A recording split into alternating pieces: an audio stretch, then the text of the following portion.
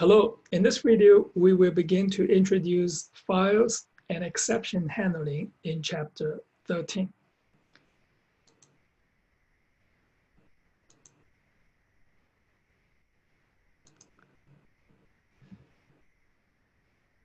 In Python, we use the open function to open a file for input and output.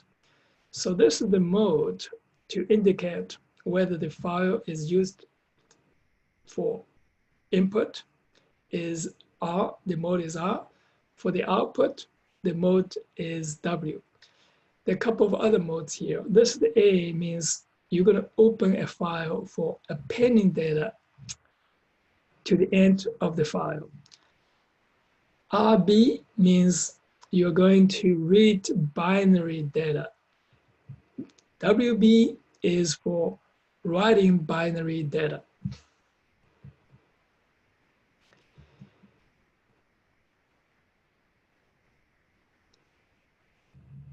The open function opens a file using the specified mode. If for input, that is R, and for output is W. Now look at this here. This is to read data from a file. So you open it for reading. The function open creates an object. You can use the object to perform input output. So this is when you have this is R means this is for reading. So you use the object for reading data. So if this is W, you're going to open the file and use the object for writing data. The file, this is relative name. So this is the file name within the directory where you run the program. If you want to specify a complete name for the file, so this the file is complete name. So because you have this is special character backslash, so you're going to use the raw string, and we'll take this literally backslash as just backslash. If you don't use the raw string, you have used double backslash. Now let's see how we write data. So we use open to open a file. Creating an object. That object is actually an instance of this text IO wrapper. From this, you can use the read method and write method to read and write data.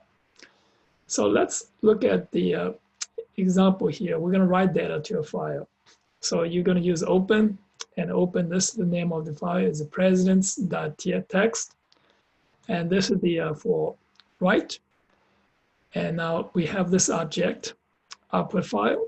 So now we invoke the write method from output file, write George Washington, John Adams, Thomas Jefferson, and then close the file.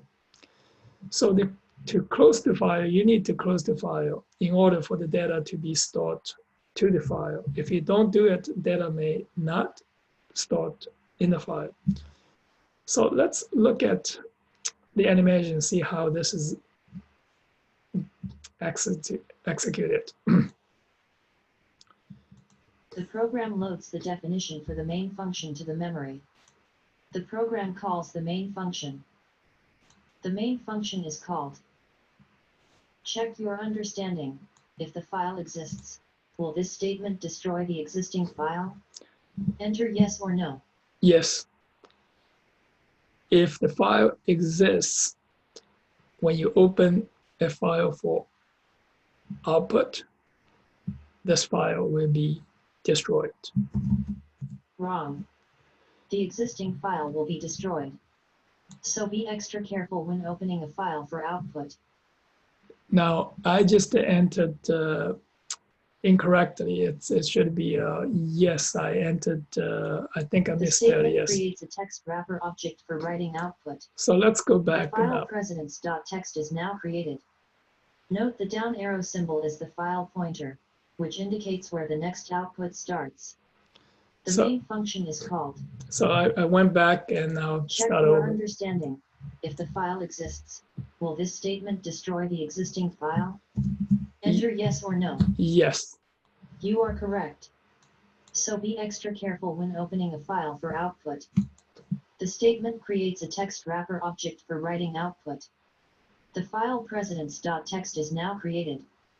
Note the down arrow symbol is the file pointer, which indicates where the next output starts. So the next output starts right here. George Washington is written to the file and the file pointer is moved to the next line.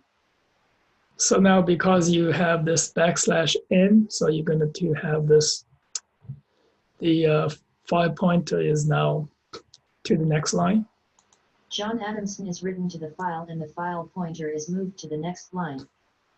Thomas Jefferson is written to the file and the file pointer is moved to the next line. So this is right here.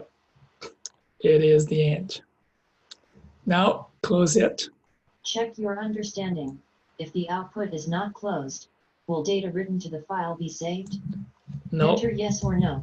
No. So this is the, if you don't have this closed, data will not be saved. You are correct. Don't forget to close the output to ensure data is saved in the file. The statement closes the file.